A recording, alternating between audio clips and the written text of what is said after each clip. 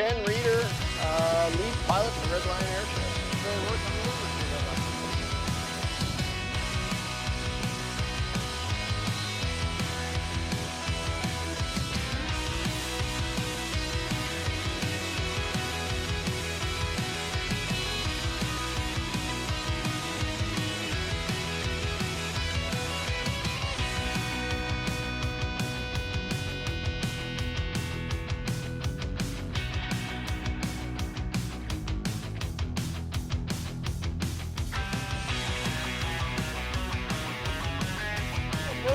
We're a two-ship air show team flying opposing and formation maneuvers, tight formation. We're more like a ballet of flying, and that's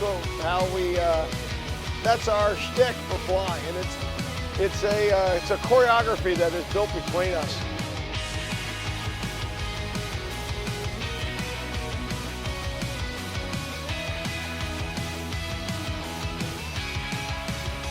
My background is I started flying aerobatics about 30 years ago. Aerobatic instructor, airline pilot.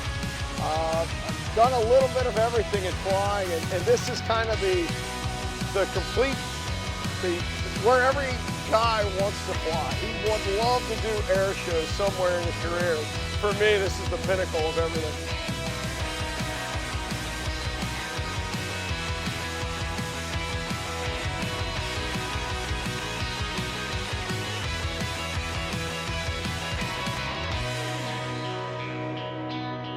I grew up in an Air Force family, so I've been around airplanes pretty much all my life.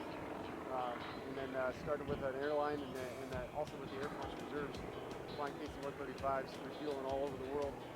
And I got into air shows about 15 years ago. And it's also a passion. It's definitely something that's super fun to do. It's a lot of work, but man, do we enjoy it. This formation stuff is a lot of fun.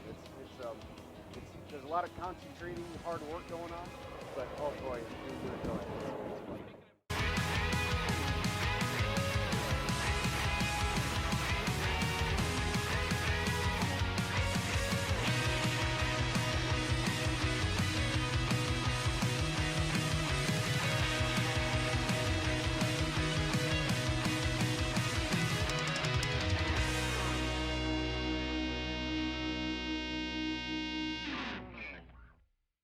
We have two different roles, and each role is really important. You know, my job, I'm the lead pilot, so I'm responsible for the timing of the show, the placement, how we kind of organize all the communications.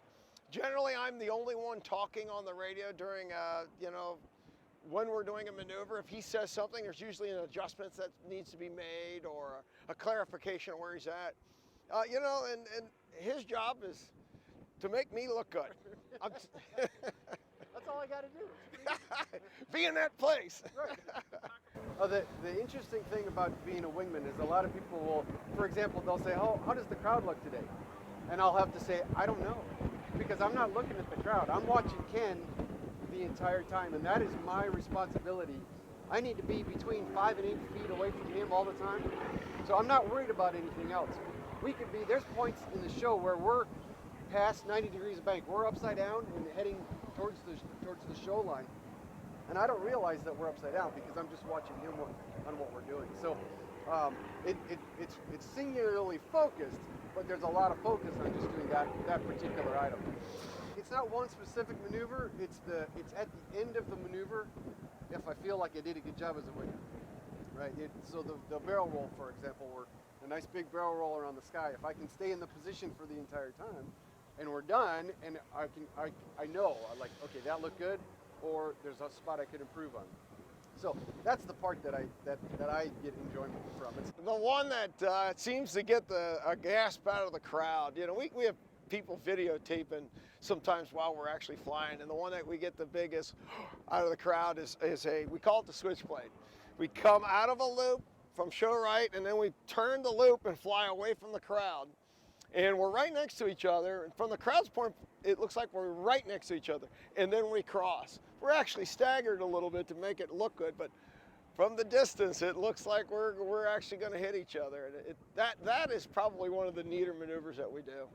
This is a kit plane. The RV-8 is built by Vans Aircraft, or designed by Vans Aircraft, and built by me. You can buy them in specific stages of completion from the company if you would like. This one was what we call a slow build airplane. Everything came individual and you took your time building it. This one here was what we call a quick build kit. It comes about a little less than 50% done, meaning that the wings are partially complete, the fuselage is partly complete. I had to mount the engine, complete all the rest of the airframe, put the canopy and all that on, the avionics in, paint the airplane. So the first airplane I built took 3 years. I built the next 2 airplanes as a pair. They took 3 years to build. And this one took about a year and 3 months to build. The fireworks delivery system and how we do it is very specific to us. Each performer comes up with a routine or a system that they want to use to actually mount it and fire it. Some are very automated. In our case, some things cannot be because of what we do as a 2-ship team. So we don't have a button that we just press and forget and it just fires on its own. There's timing, we have music involved. So with all of this, there's a system that we have come up with. The airplane has 12 events, and we use the 12 events while we're flying to put on the whole display. But that's all I got is 12 times that I can fire to make it all happen. And there's a whole lot of head scratching when we're actually mounting this, going, okay, I want this color at this time, I want this sort of display at this time. And to tell you what, it has taken years to develop it. The racks that we use and all that to build and assemble the fireworks we've went through probably 5 renditions of which one works better, which one's easier to reuse, which one is not as aerodynamic on it, because we did have some that were just so, they would slow the airplane down while we were trying to do a maneuver that I had to change the whole system. It's pretty neat. It's actually, it's so involved in the popularity of the night show has come so far in just the past 10 years, but really the last 5. It feels like there's more and more of them and more demand. And how do you have to come up with a system that keeps it safe from me and the public. So it's fun to figure out, but very labor intensive.